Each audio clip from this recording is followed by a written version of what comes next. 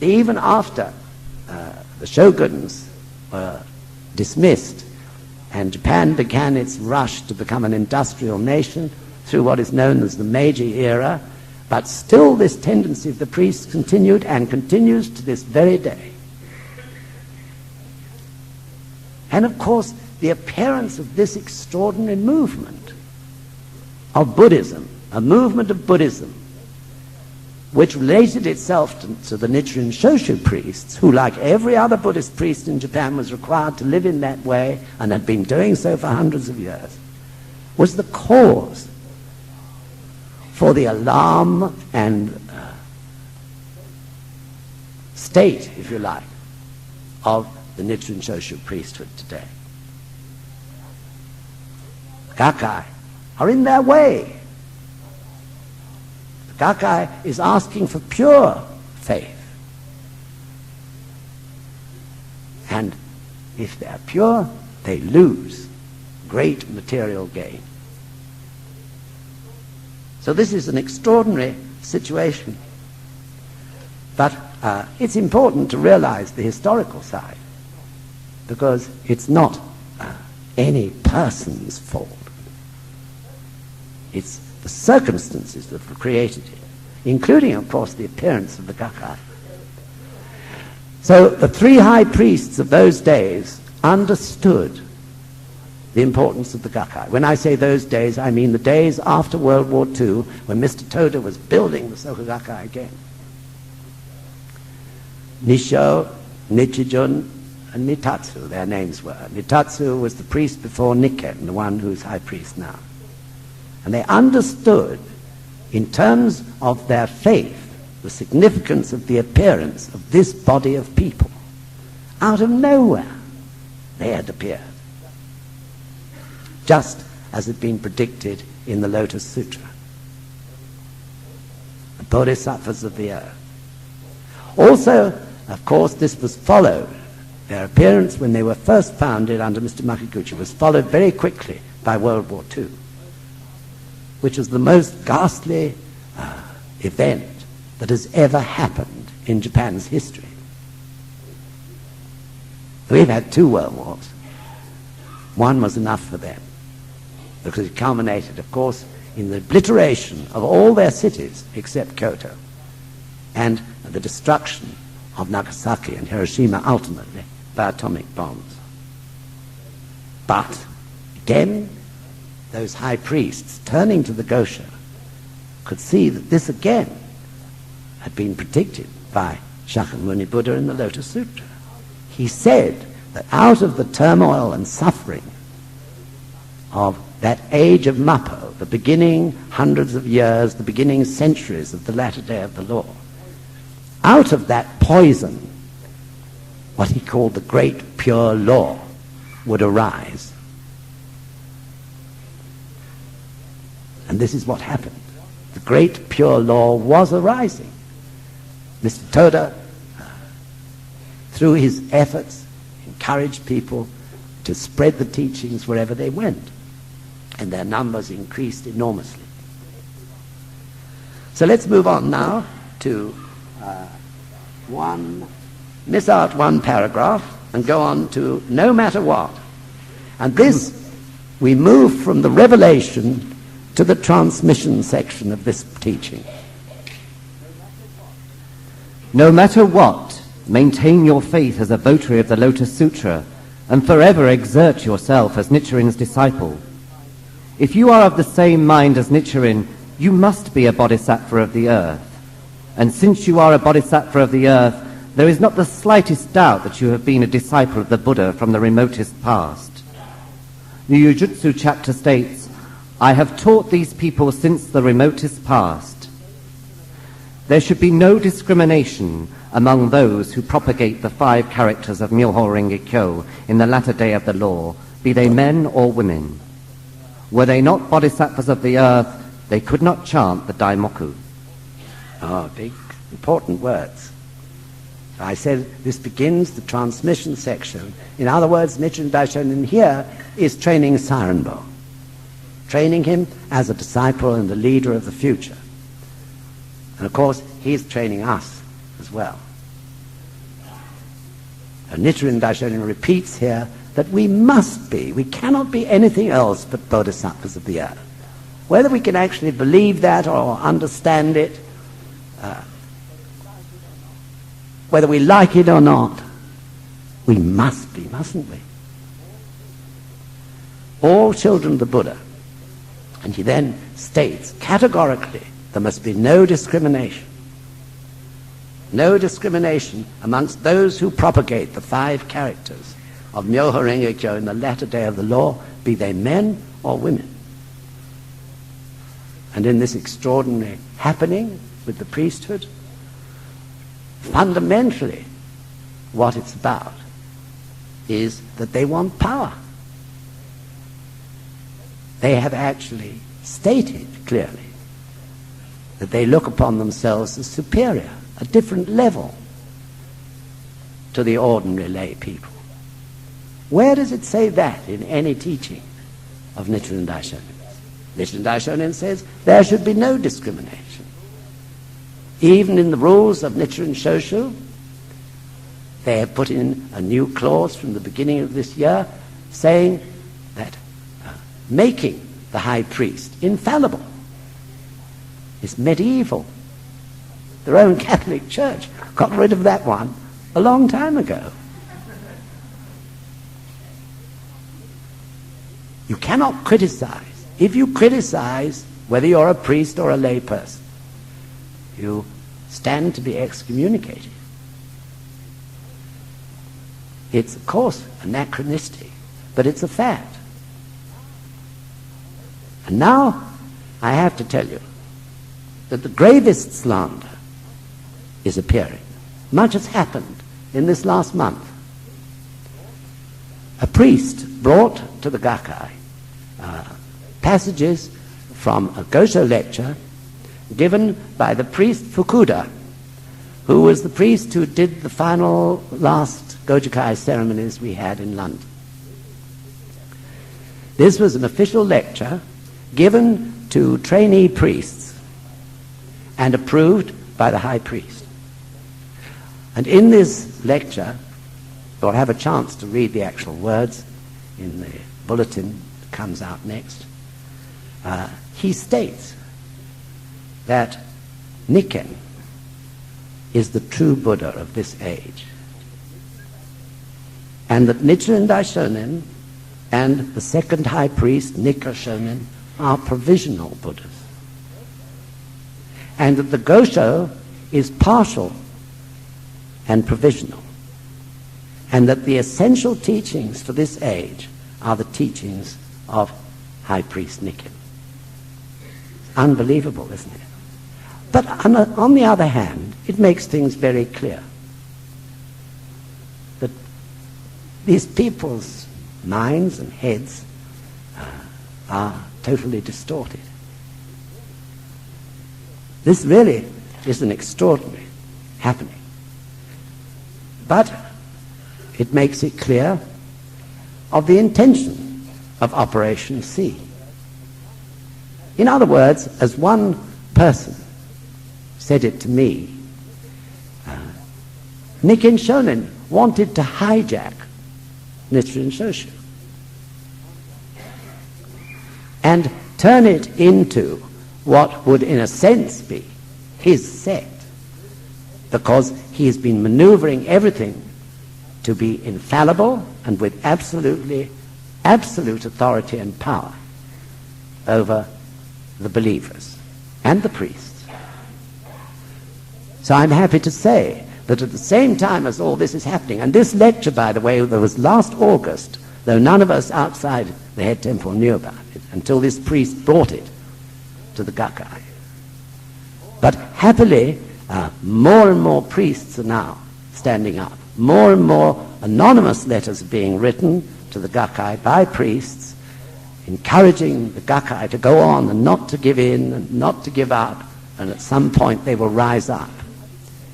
And I'm happy to say, too, that just literally in the last few days, 7 priests have stood up openly and stated that they will not follow the teachings of the high priest. So this is a wonderful thing. It's the beginning, It's the early beginning, but it's certainly the beginning of the final solution to this problem.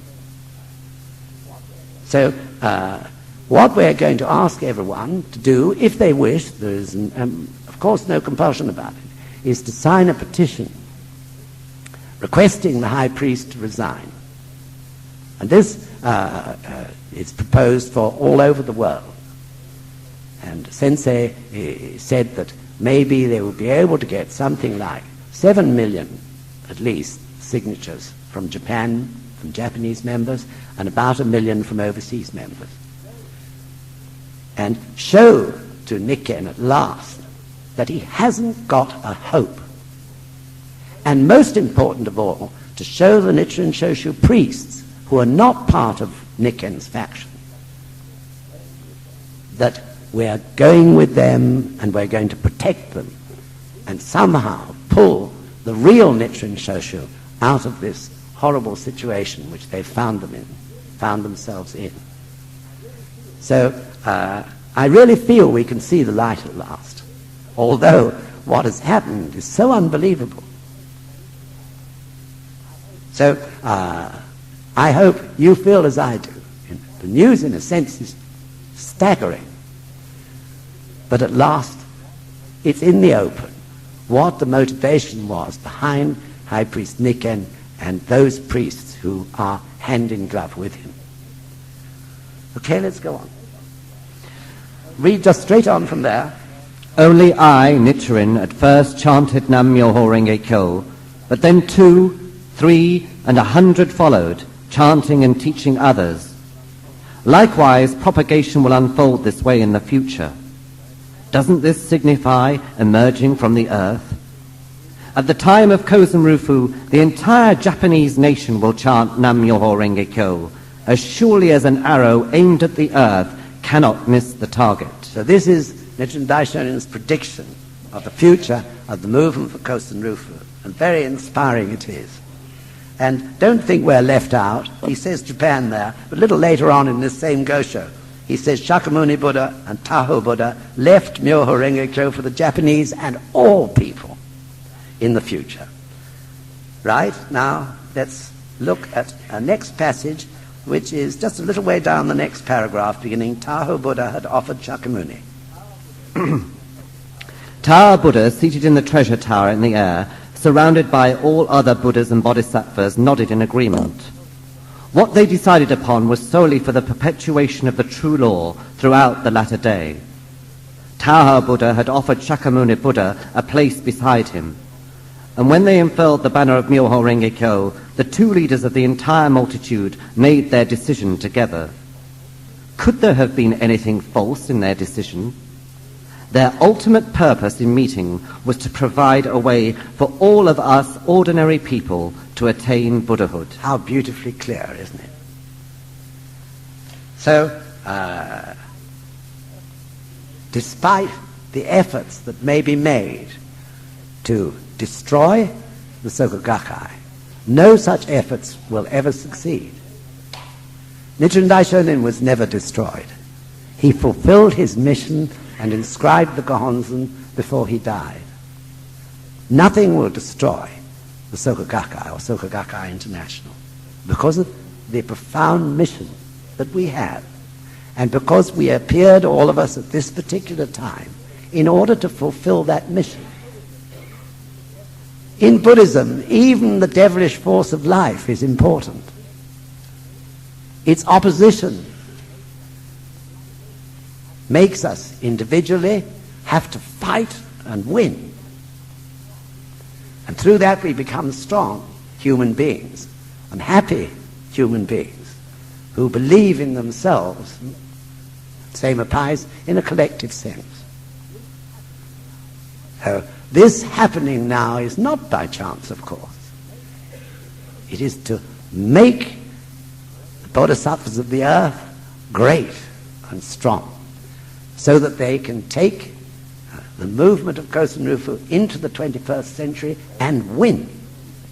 And so that through not giving in, through keeping the movement for Kozen Rufu going, never allowing its momentum to slow down, we make the great cause through that for the ultimate solution to the Nichiren Shoshu priesthood, and we'll take them with us happily and gloriously, I believe, into the 21st century.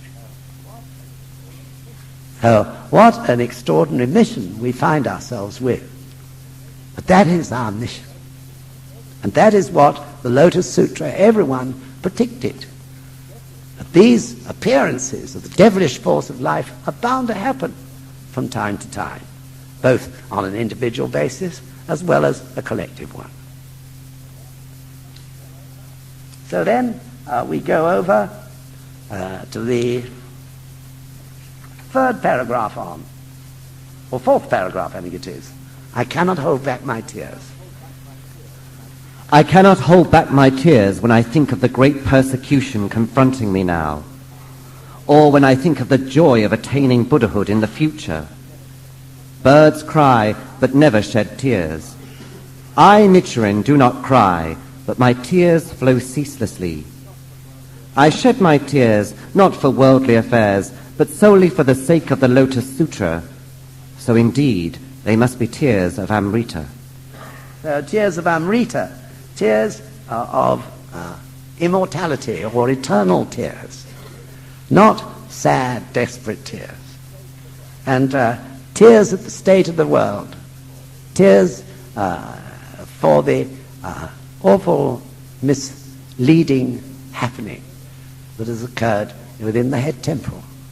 I'm sure Mr. Toda, too, and Mr. Makaguchi shed those tears when they saw the failings of the priesthood in World War II and went to prison in order to defend the movement for Kosen Rufu and the head temple. They must have wept tears, but not tears of sadness, tears of incredible, in a way, joy that they were able to fulfill their role and mission as bodhisattvas of the earth at that particular time. So we also can go forward really joyfully.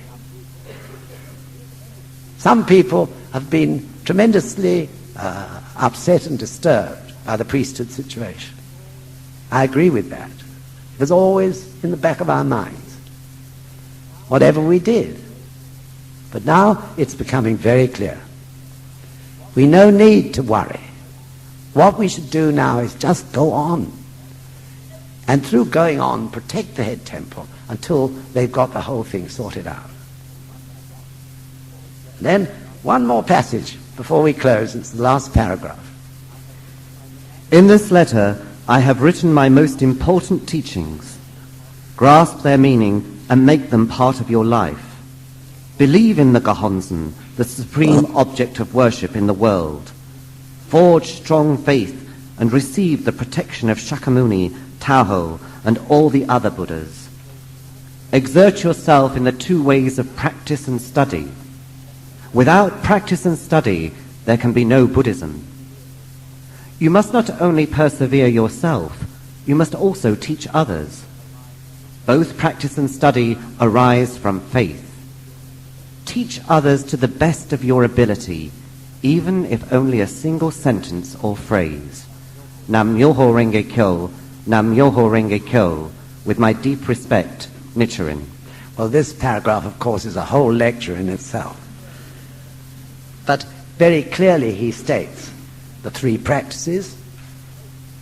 Exert yourself, he says, in the two ways of practice and study. Practice being Gongyo and Daimoku, for oneself and for others. Shakabuku, for others and oneself, because we discover that through Shakabuku it accelerates changing our unhappy karma. And study. So I feel that now is the important thing. This Gosho, with all its predictions, is an inspiration, or at least it is to me anyway, to get on with the job, no matter what. That is the way we can serve the Buddha best at this particular point in time. So at one time, I remember, I can't remember when it was, we had a slogan, go for it. But I feel that's what it's all about now. Let's just go for it. and win and advance this movement for Kosten Rufu, which is so unprecedented, and it's taking place all across the world. And Nichiren Daishonin says here, exert yourselves, doesn't he? Exert yourselves. Exert myself.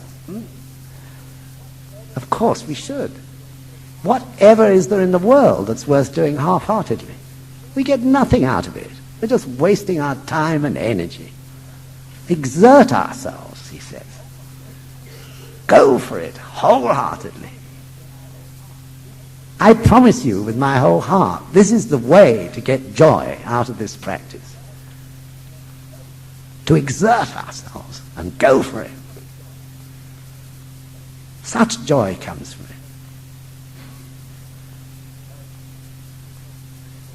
So, in a little few days, you'll get the papers for this petition.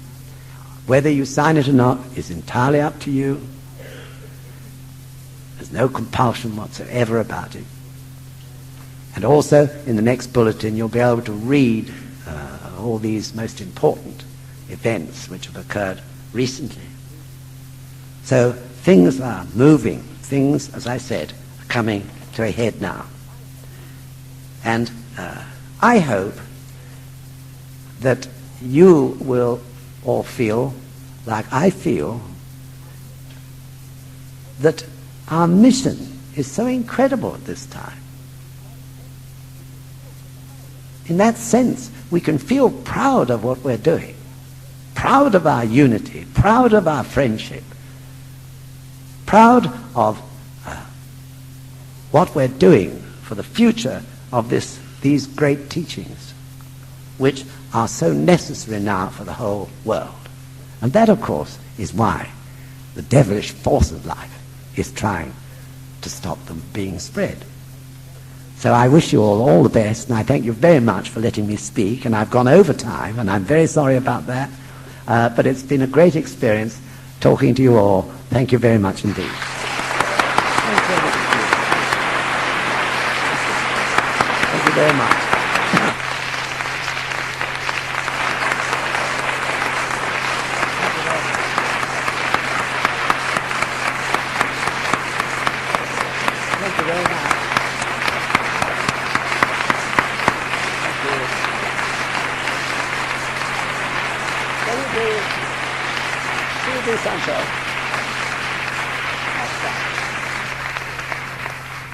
Thank you very much indeed, Mr. Corsten, and I'm sure I speak on behalf of us all. You can talk overtime anytime.